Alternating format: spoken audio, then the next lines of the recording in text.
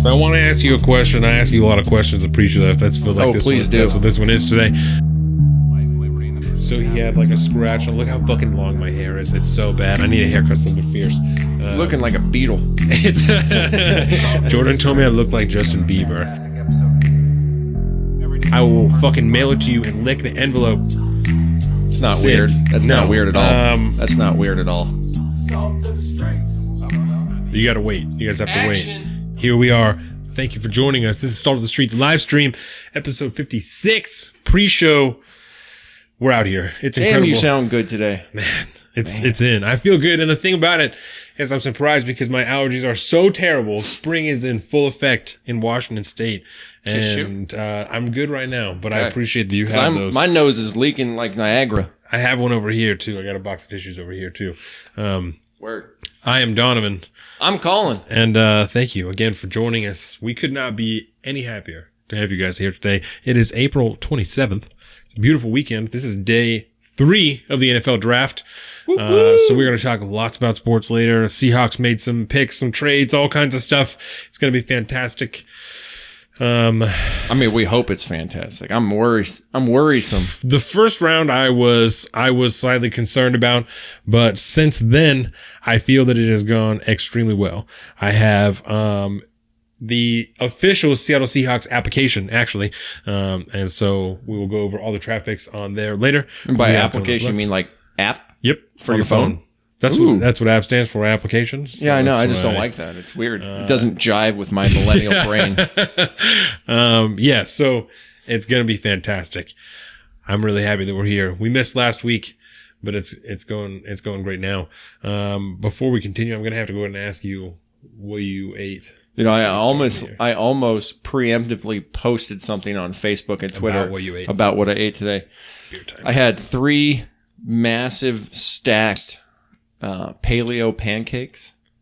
Pancake. Yeah, we get this mix from Costco. I forget the brand, but it's actually a really good pancake, and it's not loaded with a bunch of sugar and a bunch of crap. Yeah, you know, it's got like almond flour, coconut flour, all that good stuff. But they're really good. It tastes like coconut? No, not really. It tastes kind of like a pancake, but with a slightly cornmeal consistency. Because it's a little mealy because it's not regular flour, you know? Yeah, because it's the meat of the coconut that they grind up, right, and make a flour out of it.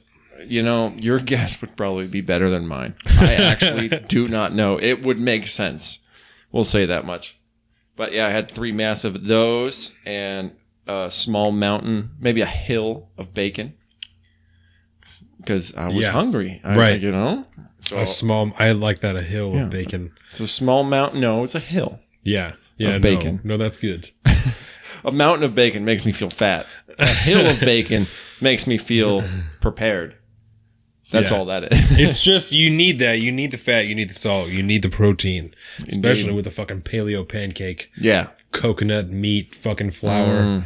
Yeah, you need that. But I ate so much. Like, I couldn't even finish. I had so much on my plate. I had some breakfast street tacos. You know what I'm saying? Yeah. Dog. Right. Instead of a burrito, street tacos. And so I had the little corn tortillas, and I took some hash brown patties and I cut them in half lengthwise and put them on the sides, and then put the eggs and stuff in the middle, and then folded it. And dude. That's the tech. It was bum. That's a new thing. We need to package those, freeze them, and ship them out for profit. Yeah, no, because that's a great idea. Oh, Jesus. Oh, boy. Did you turn us on? That's us, yeah. It's easier to see the comments on here. This fucking computer sucks. So it's easier to see the comments on my phone. But I want to thank everybody who's here for joining us. Jordan's grandma from Florida. I miss you, Grandma. It's something else. So I want to ask you. Do you? What's your favorite fast food? If you're gonna go and, obviously disregard health factor or anything like that, I'm just talking about your go-to favorite fucking fast food restaurant. Favorite's tough. Because I don't know if I would put that's my favorite. But the one I would say I most frequent is the Mac and Dean Steakhouse. A.K.A. Whack Arnold's, A.K.A. McDonald's. Oh, really? Yeah. I have a Mac and Dean problem. Steakhouse. Yeah, Mac and Dean Steakhouse. I got that from Chad, by the way. That's funny. Which maybe after the pre-show, because I don't know. I haven't listened to it since we recorded it. Yes. But Chad and I last weekend or the weekend before, I don't even remember when it was, recorded a drunken podcast. Yes, I saw the. I haven't listened to it since we recorded it, but Are you scared? I think it's not as interesting as I want it to be. I think that Because it was mostly just all about hunting. I think We didn't that, touch politics like at all. I think that's mostly how most of the time how podcasts turn out, and that's why most people should do a podcast is because they get drunk and they talk to their brother, and they're at the time they're like, "That was so interesting. I'm so glad that we recorded it," and then they listen to it and they're like, "This was a horrible idea. This was terrible. What did we do here?" We're very lucky in that aspect, and I think that if it's all about hunting, then it just depends on the audience that you're going to give it to. That's true. If it's even, if we're so slosh that we're just sitting there slurring our words, that's probably not a good situation. Yeah. But not even Carolina has heard that. No. Yeah. And I got to bring in my podcast professional here to consult on this side project that is not actually in existence. I remember when I listened to both the Power Hour and Century Club episodes, I listened to them and was mortified. Yeah. Was just couldn't be any more embarrassed. Not only that I had taken part in the Power Hour, but just the disgusting noises that I allowed myself to put on the internet. There was a lot of them. And was like so proud of it, I mean, that's what happens when you do a Power Hour, though. It was fun, though. So McDonald's, really? Preferably the standard #1 medium with a Coke, no ice. No ice. Yeah, the ice thing is a total ripoff, bro. I want more soda. If I'm gonna go that route. I got Jordan's car washed yesterday, and there's a guy. Okay. Where did you go? I went to the Chevron up the hill. Yeah. Carolina and her mom, after they ran into you guys at Costco, did the same thing. So I did it after work yesterday. Okay. I went and had to put some air in her tire and got some gas and got her car washed. And I went inside because I had to get the receipt thing to get it. And there's a guy that I'm pretty sure he owns that place, and his name is Dinesh. Oh, yeah. He's really interesting. Dinesh is cool as fuck, right? Yeah. He is interesting as shit. And so that's the store that we go to for work. We may take turns making store runs, So Monday is my day every week. So every Monday I see Dinesh. I say, "What's up?" I get the same shit, and then I leave. And so I was here this time, and I had to get the fucking car wash thing, and then he punched me out a punch card for the car wash club, and he said, also, you get a free fountain drink every time you get a car wash. And I was like, oh, well, that's what's up, but it's 10:30, so I'm like, well, I don't really want a soda right now, so I was just gonna go. And he said, hey, get your free fountain. I was like, whoa, shit, okay. And so I went and I got a Dr. Pepper, and it was fucking delicious. Dude, DP is always where it's at. I did it. I was a huge fan. I think it's interesting. I don't hardly ever go to McDonald's. Arby's. So if I had to pick one, that's the one. I can't do it. No? The last 2 times I've gone to that specific Arby's, because I think it's the only one in Silverdome? Yeah, there's one in Bremerton. Yeah, I don't go to Bremerton unless I have to. I know. Come on now. I know. You're a weirdo. It's just a long trek. Yeah. Not that I have anything against Bremerton. The majority of our target audience probably lives in Bremerton. So no hate to Bremerton. I do a lot of work in Bremerton. I like Bremerton. And Arby's isn't worth it to drive to Bremerton for, or even to Definitely Silverdale. not. But when we did live in Silverdale, yes, we used technically Bremerton. I had a Bremerton zip code. Yeah. There you go. And so we used to go there every now and again, but I've only gone a couple times, and each time I've gotten sick after eating. Really? Yeah. Like liquid. Really? Yeah. That's unfortunate. So I don't know if it's just maybe my system don't jive with what they have going on at Arby's or what. That's because I fucking love Arby's. It's killing it. It's a fucking sickness, dude. It's bad. My old roommate, when I lived in Long Island, he used to love Arby's. Every time we'd go up to Massachusetts, we'd swing in because there was none of them on the island apparently. And so we'd always go up. We'd go up and visit his parents, spend the weekend up there and stuff like that. And we'd always hit up Arby's as like a religious thing, and I just never got anything. Good, it's so good. I just don't get it. Have you? So you didn't start smoking weed until it was legal in Washington State, right? Yeah, it was. after I had gotten out of the Coast Guard and came back. So, have you ever heard of a smoking game called baseball? I've never heard of a smoking game. Okay, so I don't remember why I wrote this down. I had to be with Trenton. That's the only reason I had to be. And so baseball is where you're smoking with, like, let's say 5 people, because that seems like a regular amount, right? And so you're smoking out of a pipe, you know. That's generally the way this is done. And you hit the pipe and you hold it in until the other people have hit it, and it comes back around to you. And then once you have the pipe in hand, then you exhale, and then you take another hit from the pipe. And so everyone in the circle is doing this, so you also can't really take, yeah. It sounds like just an economical way to get. So to make you feel fucked up, yeah, because you're short of breath. And it's also like, when you're 16, you're like, oh, this is such a fun fucking game, like to play. We used to do that all the time. It's really common. Kind of almost similar to, you ever play the drinking game Kings? Yes. There's a lot of different variations. Like King's of this Cup? thing. Yeah, kind of like that. And there's this rule where, you pull this card and the rule's waterfalls. Yeah. And so you have to start chugging, and then the next person has to start chugging, but they can't stop chugging until their person stops. Yeah. So it's almost kind of similar to that, except it's got to go all the way around. Yes. Yeah. So it can be very difficult depending on the amount of people that you're playing with, Yeah. Like, what if I'm really hyped up and having a good time and my heart's going and I just can't hold my breath? Yeah. Do I lose a point? You would not be a person that I would want to play that game with, because I would be concerned you would pass out. Oh. Did I tell you? Oh my God. Did I tell you about Casey? No. And I don't want to air Casey's shit out.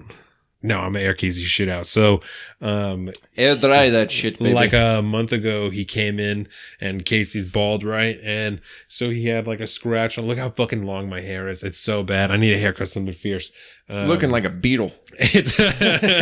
Jordan told me I look like Justin Bieber.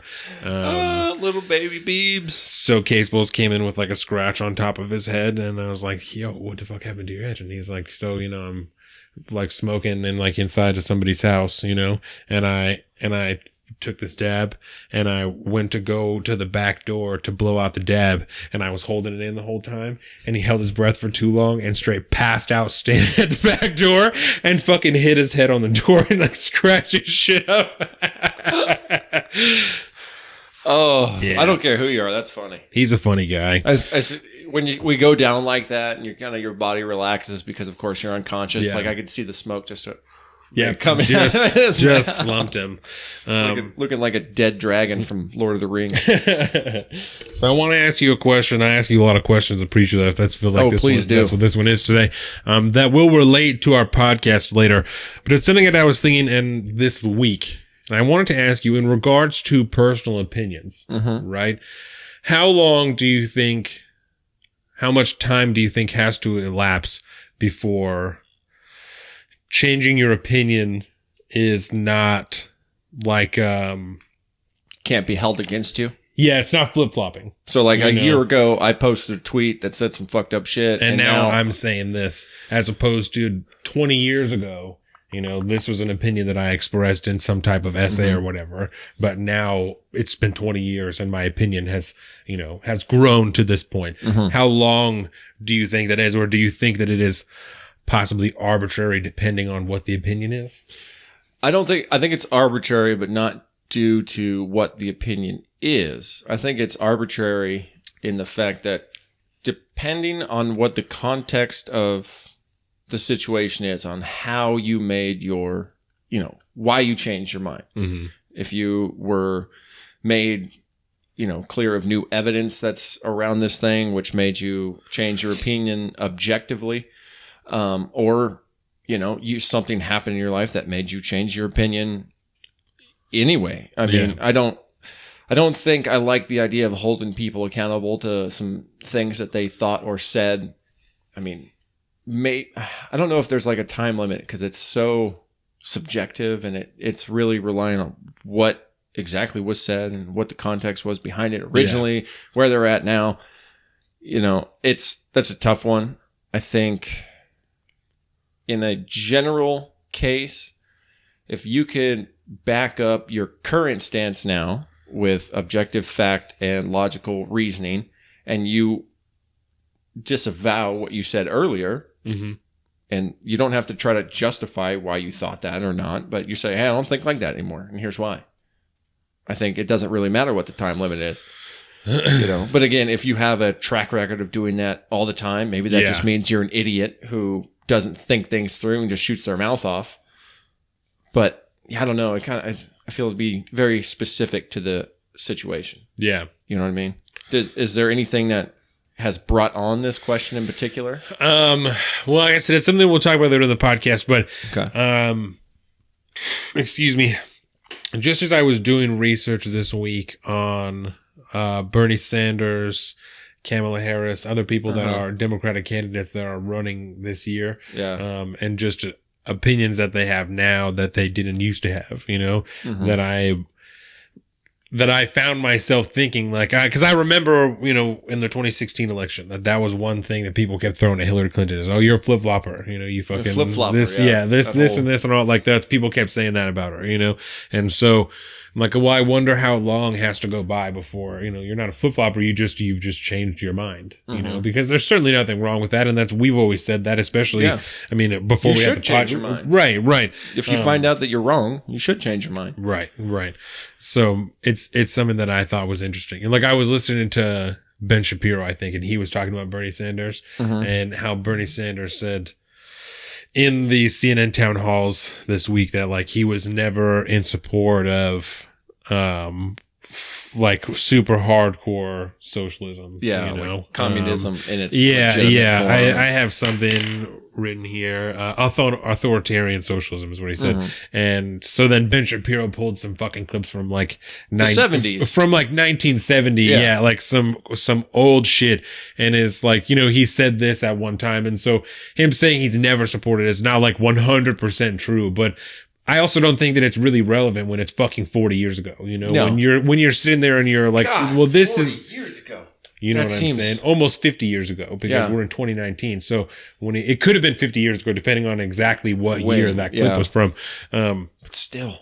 And so I just, when I heard that, I'm like, it's fucking 50 years ago. You're really going to try and credit somebody now with something they said 50 years ago when he doesn't want to be credited with things that he said when he was in college. Yeah. He's talking about some shit that Bernie Sanders said 50 years ago.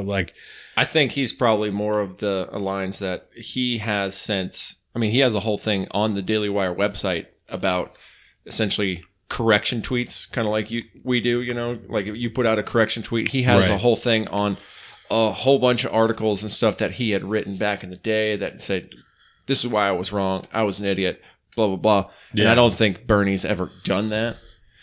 That's not. And I don't think that most politicians do, post an article or whatever every time they've changed their mind on something. They just let their views change. And when they get asked about it, they're like, listen, this happened. Like you said, they generally provide some type of evidence, sometimes provide some type of evidence as to how their mind changed, depending on whether it's that they're taking a check from a different place or I actually read something that now I think differently, Yeah. So, or in Kamala Harris's situation, which we'll talk about later in the show, unforeseen consequences of something that she did. Right. And now she goes, we missed that. But speaking of which, yes, what are we going to talk about today? This week, we are going to go over the Mueller report a little bit because last Thursday, not this one that just happened, but the one before that, I have the date written down here somewhere. It's the 8th or the 18th. The full redacted version of the Mueller report was released by the Justice Department, so people could read it and do all the stuff they want to do. So we're going to talk about some things that happened in the Mueller report. Even though I would like to pat us on the back because we're so fucking good at this now, that all of this shit that came out in the Mueller report or that is displayed in the Mueller report are things that we have reported. For the most part, earlier in this. There's not much new stuff in there. Yes. Especially when it comes to volume 1, which is the volume focused on the collusion aspect. And that's not for me to, that's not me saying like we had motherfuckers out there reporting this, because we did not. Most certainly we reported on things that other people wrote, but, I don't know. I just felt good about that. It's like the closing of an event that we're like, yo, we were on for this whole deal. We did this whole thing. You can look back in the catalog. Yeah. And we'll explain it all to you. Exactly.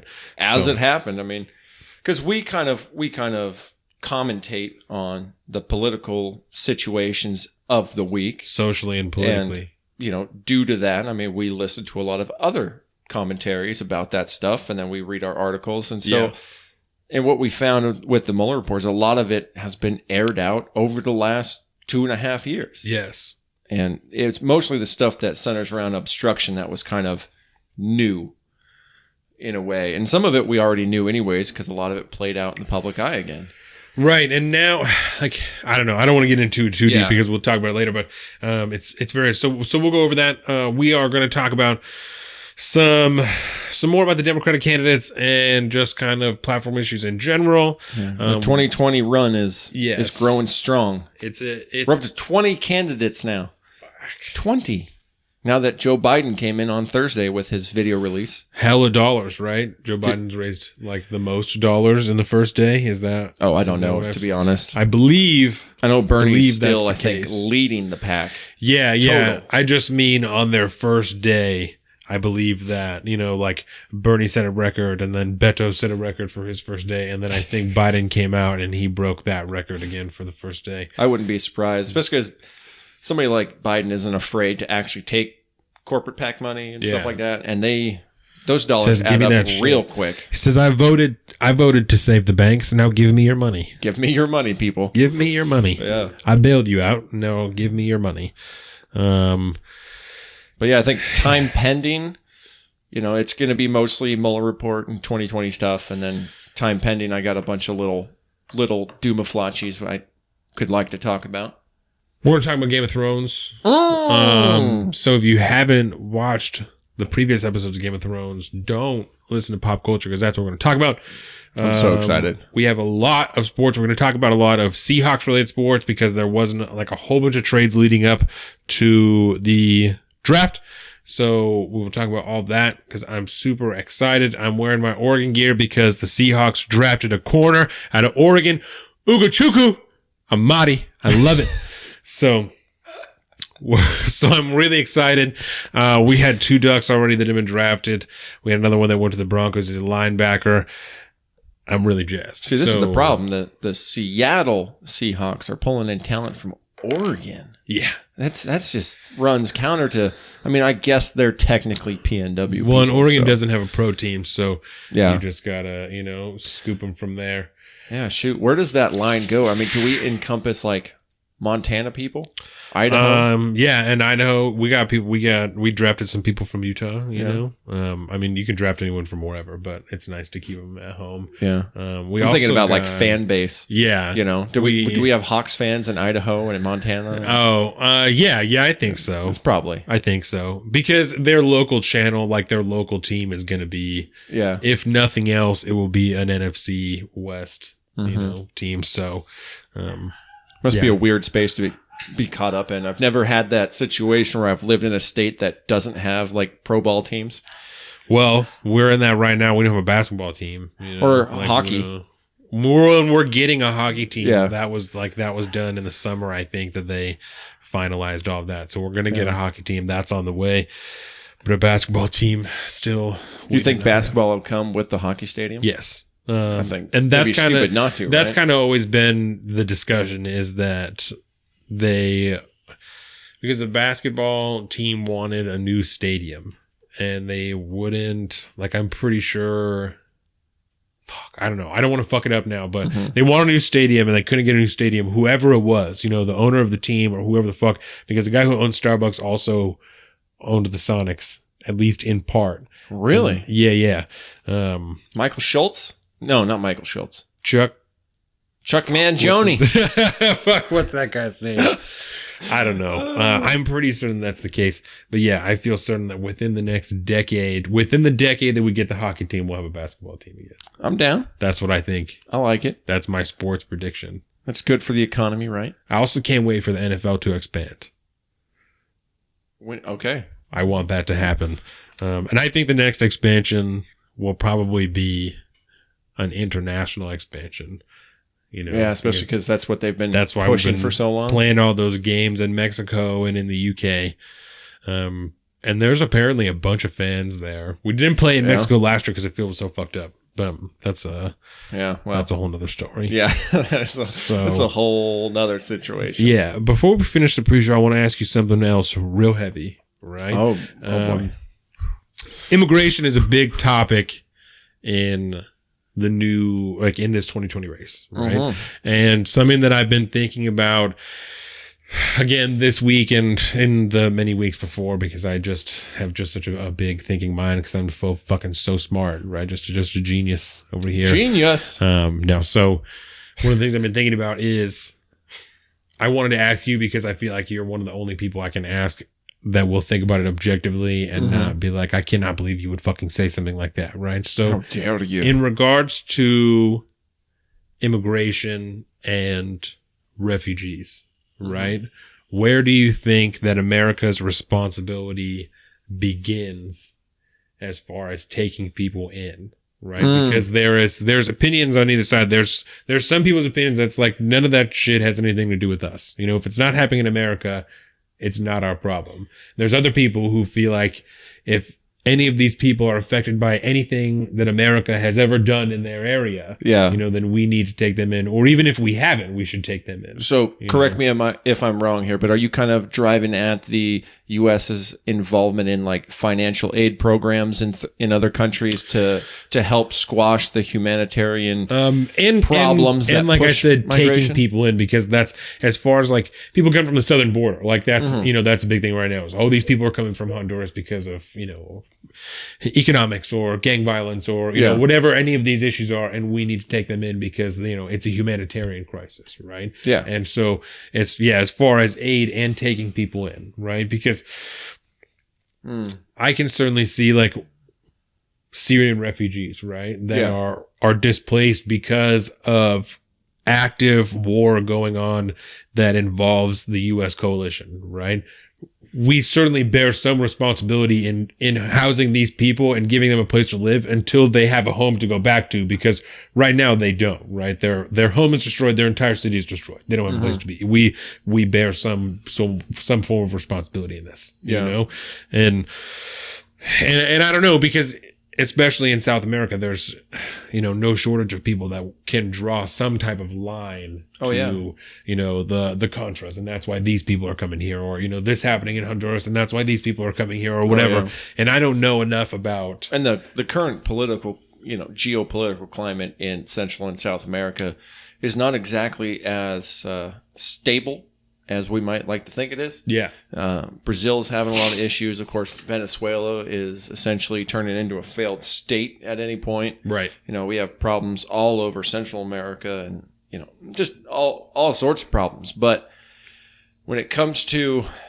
Okay, so I think I would have to parse that into two parts, because it's all blanketed under immigration, right? Yes. But I think refugee status is something that needs to be considered separately from like your standard like asylum immigration. So refugees come to seek asylum for a great number of reasons. And I think that currently our system isn't built to support anywhere close to the number of requests that are being handled. And when you look at out CONUS, so outside the continental United States, that's a whole nother problem versus something on our southern border, because it's a land bridge. There's a fucking invisible fence. It just goes that way. There's a line drawn on a map. And that's much more a direct problem and a much easier situation to control, because you don't have to, essentially ship people over either by sea or by air. But that, I think, is a whole nother set of complex problems that I couldn't even begin to understand. Just logistically, maybe I could see it being a total nightmare. But from the southern border standpoint, our responsibility starts at the border in my mind. Mm-hmm. And I don't think, I mean, it's in the best interest of America to try to do the best they can with their neighboring countries. And whether that takes the form of economically beneficial trade policies could be one thing. I'm not a big fan of like blanket aid projects, just because I don't think the government has money the ability to run countries. Them very well. Yeah. Yeah. Which we have in place now and we have for decades. But at the same time, you look at Mexico and whatever our involvement in Mexico has been hasn't prevented that from becoming essentially another failed state on our border. And I don't know. I'd have to think about it, to be honest. That's a big question. There's a lot of things a lot of implications that can come from that. Yeah. So, no, that's perfect. So we can end the pre-show right here. Word. And we can talk about this again more towards the Democratic presidential candidates. And then we'll talk about it again on the next show so we have more time. Yeah, because there's lots of immigration talk. It's not going anywhere, baby. So that is it for this week. Just want to thank you guys before we leave, because I didn't hit the beginning. All of our social medias. We have our own personal social medias. I am at alpaca_Don on Instagram and at Salt of the Street on Twitter. He is at Big Bird Offie on both of those things. We have our Facebook at Salt of the Streets, which you are watching us on right now. We have our YouTube at Salt of the Streets, which all of our videos go to, both our pre-show and our full show videos. We have our Instagram at Salt of the Streets. We have our website, saltofthestreets.com, where everything is there. My Twitter feed on the side. It's a whole deal. Our podcasts start on SoundCloud, and you can find them anywhere. It's great. Apple Podcasts, leave us a rate and a review, and we'll give you $5 off a fucking t-shirt. Make it, bring it to your house. I will fucking mail it to you and lick the envelope. It's not weird. That's not weird at all. That's not weird at all. Thank you, everyone, for joining us. Have an amazing weekend. That's it. Salt of the Streets. Peace the fuck out. Cheers. Happy Saturday. Go Hawks, baby.